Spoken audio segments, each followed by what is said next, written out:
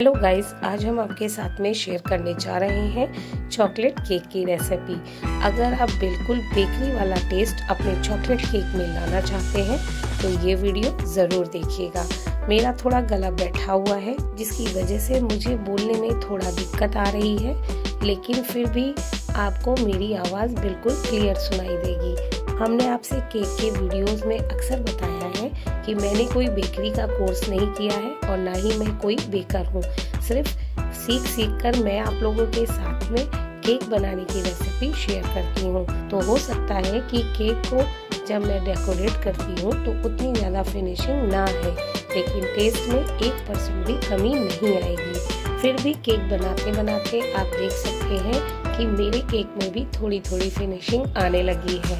तो कहने का मतलब ये है कि अगर बिना बेकरी का कोर्स किए हुए मैं केक बना सकती हूँ तो आप हो सकता है मुझसे भी अच्छा केक बना लें। तो चलिए वीडियो शुरू करते हैं, लेकिन उससे पहले फ्रेंड्स, आप सभी लोगों से एक रिक्वेस्ट है कि अगर आपको हमारी रेसिपी पसंद आए, वीडियो अच्छा लगे तो प्लीज़ हमारी वीडियो को लाइक करना, शेयर करना और कमेंट करना। साथ ही हमारे चैनल से जुड़ने के लिए चैनल को सब्सक्राइब करना और बेल आइकन को प्रेस करना बिल्कुल मत भूलिएगा।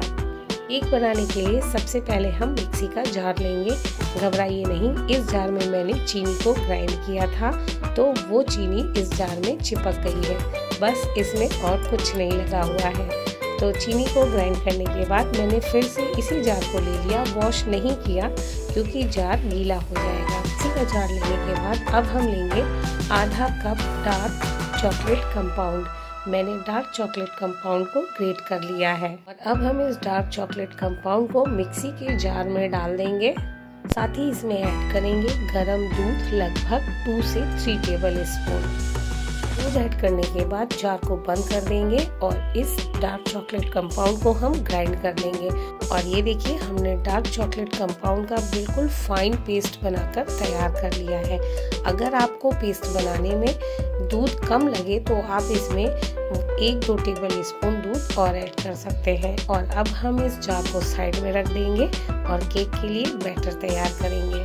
केक का बैटर बनाने के लिए हम यहाँ पर एक बोल लेंगे और इस बोल में ऐड करेंगे ग्राइंड की हुई चॉकलेट ऐड करने के बाद अब हम इसमें लेंगे लगभग 3 टेबल स्पून रिफाइंड ऑयल। आप देख रहे होंगे कि कप ऊपर से थोड़ा सा खाली है। रिफाइंड ऑयल की जगह पर आप बटर का भी यूज कर सकते हैं। रिफाइंड ऑयल ऐड करने के बाद अब हम इसमें लेंगे 1/4 कप या 4 टेबल स्पून दही। दही खट्टा बिल्कुल नहीं होना चाहिए। दही ऐड करने के बाद अब हम इसमें ऐड करेंगे 1/4 कप कंडेंस मिल्क।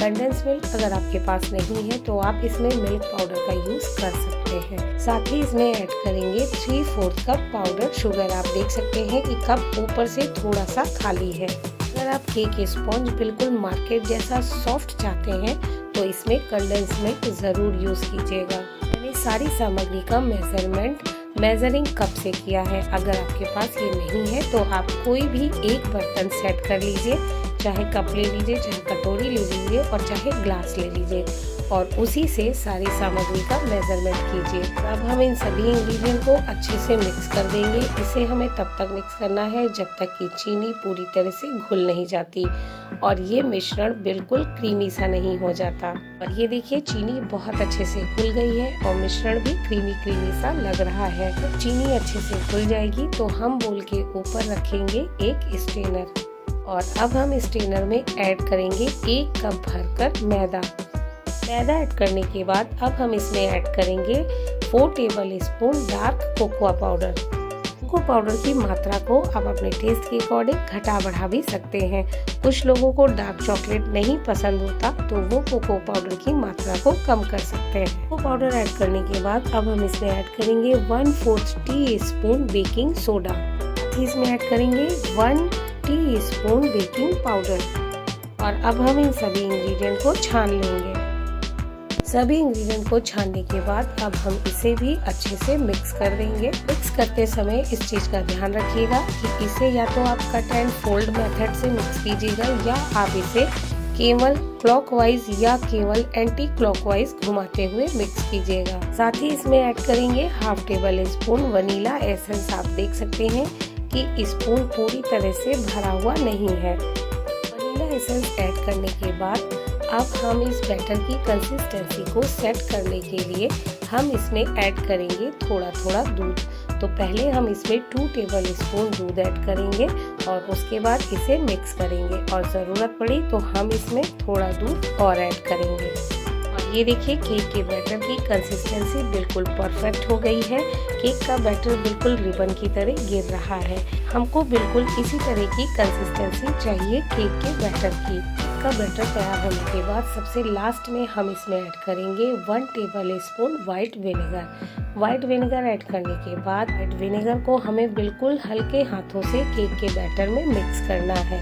केक का बैटर बनाते समय हमें ओवर मिक्सिंग बिल्कुल भी नहीं करना है। केक का बैटर तैयार करने के बाद अब हम एक केक टीन लेंगे जिसे मैंने पहले से ही तैयार कर लिया है। मैंने इसमें कुछ नहीं किया है, सिर्फ नॉर्मल पेपर लिया है, उसे ऑयल से ग्रीस करके केक टीन के सेंटर में और उसकी दीवारों पर लगा दिया है। और अब हम इस केक टीन में ये केक का सारा बैटर ट्रांसफर कर देंगे। केक के बैटर को केक टीन में ट्रांसफर करने के बाद अब हम केक टीन को 2 से 3 बार अच्छे से टैप करेंगे और टैप करने के बाद इसे प्री हीटेड ओवन में या माइक्रोवेव में रख देंगे। आप इसे कढ़ाई में भी बेक कर सकते हैं। कढ़ाई में केक को कैसे बेक करते हैं इसके लिए मैंने बहुत सारे केक कढ़ाई में भी बनाए हैं। इसका लिंक मैं डिस्क्रिप्शन बॉक्स में दे दूंगी, आप वहां से देख सकते हैं। हमने यहाँ पर OTG को 160 डिग्री पर 10 मिनट के लिए एक रॉड पर प्रीहीट कर लिया था। प्रीहीट करने के बाद अब हम इसमें केक टीन को रख देंगे। अब हम इस केक को 30 मिनट्स के लिए बेक होने के लिए छोड़ देंगे। 30 मिनट्स बाद हम इसे चेक करेंगे। अगर केक पूरी तरह से बेक नहीं हुआ होगा तो हम इसे 10 मिनट के लिए और बेक कर लेंगे। और ये देखिए केक बहुत अच्छे से बेक हो चुका है। आप देख सकते हैं कि केक स्पॉन्ज देखने में कितना सुंदर दिख रहा है। और अब हम इसे चेक करेंगे। चेक करने के लिए एक टूथपिक को हम केक के सेंटर में डालेंगे।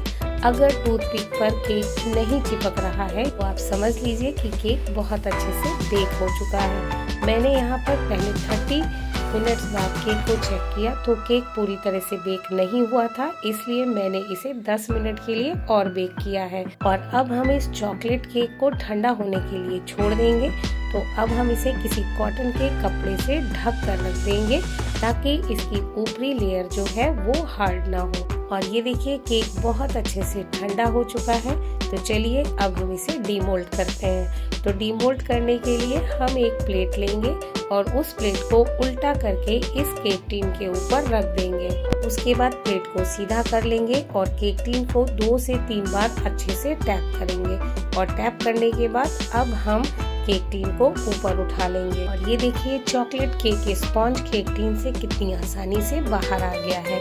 और अब हम केक के ऊपर लगे हुए रैपर को भी हटा देंगे। जैसे ही हम केक के ऊपर रैपर हटाते हैं आप देख सकते हैं कि केक में कितनी जालियां दिख रही हैं। इसका मतलब ये है कि केक जालीदार बनकर तैयार हुआ है और साथ ही साथ स्पॉन्जी भी बना है। जब हम केक को उंगली से या हाथों से दबाते हैं तो आप देख सकते हैं कि केक कितना सॉफ्ट दिख रहा है और साथ ही दबाने पर केक अपनी ही शेप में वापस आ जा रहा है। इसका मतलब कि केक बहुत ही स्पॉन्जी बनकर तैयार हुआ है।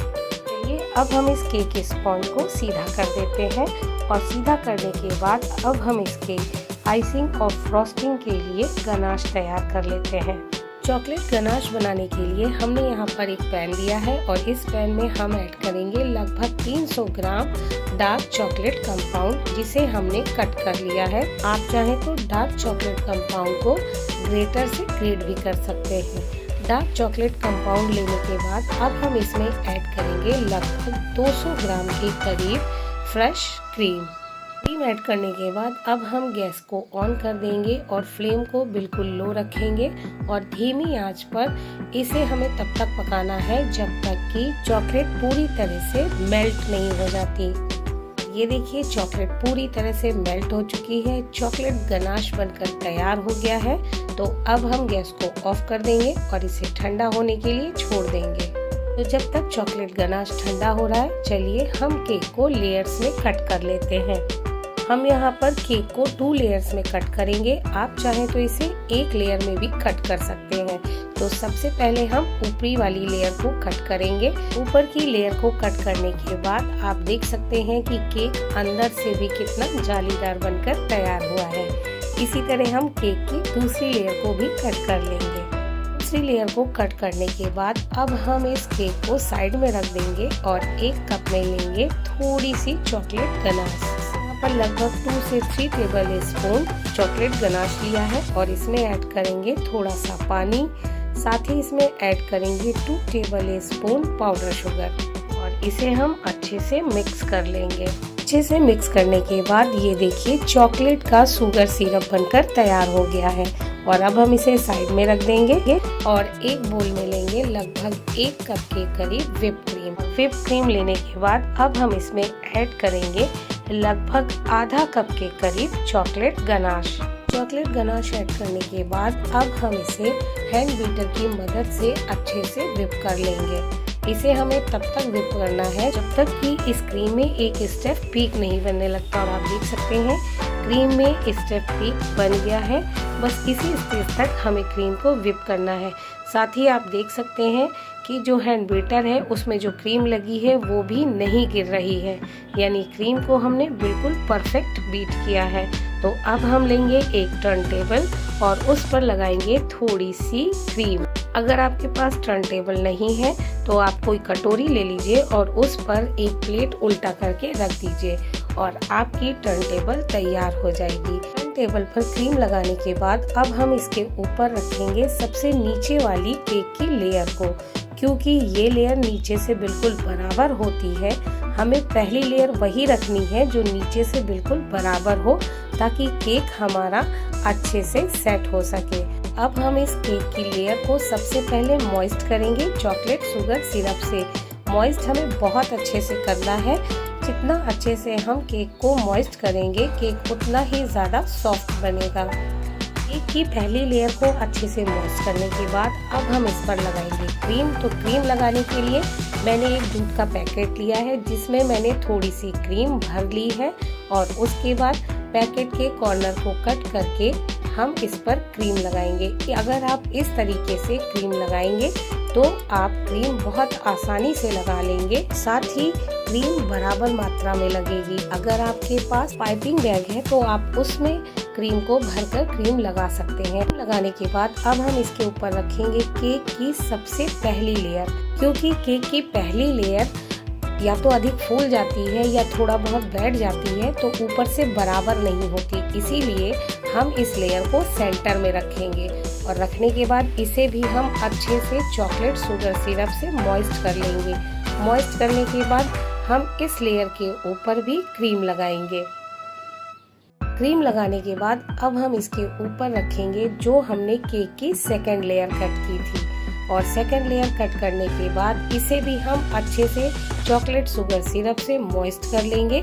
और मॉइस्ट करने के बाद हम इसके ऊपर भी क्रीम लगाएंगे। केक की तीनों लेयर को अच्छे से सेट करने के बाद अब हम इस केक की साइड पर भी क्रीम लगाएंगे। इस केक को पूरी तरह से क्रीम से कवर कर देंगे।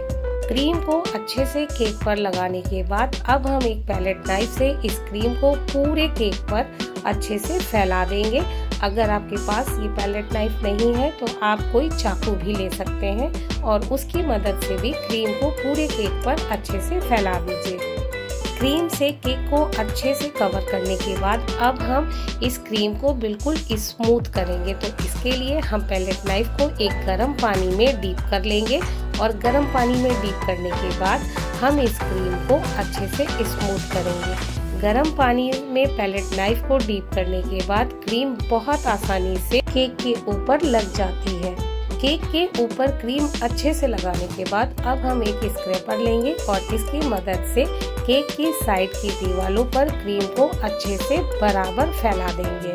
अगर आप केक की दीवार पर डिजाइन बनाना चाहते हैं तो इसके लिए आप जिग-जैग वाला स्क्रैपर ले सकते हैं और इसकी मदद से आप केक की दीवारों पर डिजाइन बना सकते हैं बहुत ही आसानी से। केक की दीवारों पर हल्की सी डिजाइन देने के बाद अब आप चाहें तो इसे फ्रिज में रख सकते हैं 10 से 15 मिनट के लिए, ताकि इसके ऊपर लगाई हुई क्रीम सेट हो जाए। क्रीम जब अच्छे से सेट हो जाएगी तो आप इसके ऊपर चॉकलेट गनाश को बहुत आसानी से लगा सकते हैं। क्योंकि मुझे वीडियो शूट करना है और समय भी नहीं है, तो हम इसे फ्रिज में नहीं रख रहे हैं सेट होने के लिए। हम डायरेक्ट इसके ऊपर चॉकलेट गनाश लगाएंगे। और अब हम केक को साइड में रख देंगे और आपको दिखा देते हैं कि थोड़ा सा चॉकलेट गनाश मेरे पास बच गया है, क्योंकि मैंने पूरा चॉकलेट गनाश क्रीम में नहीं ऐड किया था। और हमने इसमें लगभग 2 टेबल स्पून दूध ऐड कर दिया है, ताकि ये थोड़ा सा पतला हो जाए, यानी पोरिंग कंसिस्टेंसी का हो जाए, ताकि जब हम इसे केक पर लगाएं तो हमें दिक्कत ना आए। अब हमने चॉकलेट गनाश को पाइपिंग बैग में भर लिया है और भरने के बाद अब हम केक के ऊपरी हिस्से को चॉकलेट गनाश से फिल कर देंगे।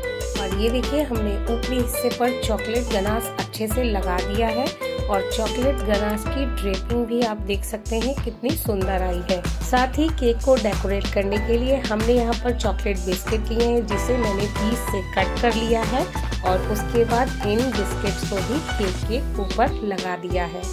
बिस्किट लगाने के बाद अब हमने जो बची हुई क्रीम है उसमें बचा हुआ चॉकलेट गनाश अच्छे से मिक्स कर दिया और उस क्रीम को पाइपिंग बैग में भर लिया। और नोजल की मदद से मैंने यहाँ पर केक के चारों तरफ छोटे छोटे फ्लावर्स बना दिए, जिससे कि केक देखने में और भी सुंदर लगने लगा। फ्लावर्स बनाने के बाद आप देख सकते हैं केक बिल्कुल बेकरी जैसा दिख रहा है। और अब हम इस केक को एक प्लेट में ट्रांसफर कर लेंगे। क्योंकि मेरे पास केक बोर्ड नहीं है, तो मैंने प्लेट के ही चारों तरफ बची हुई थोड़ी सी क्रीम लगा करके केक को और भी ज्यादा खूबसूरत बना दिया है। क्योंकि प्लेट का किनारा थोड़ा सा उठा हुआ है, इसलिए क्रीम उतनी फिनिशिंग से नहीं लग पाई है।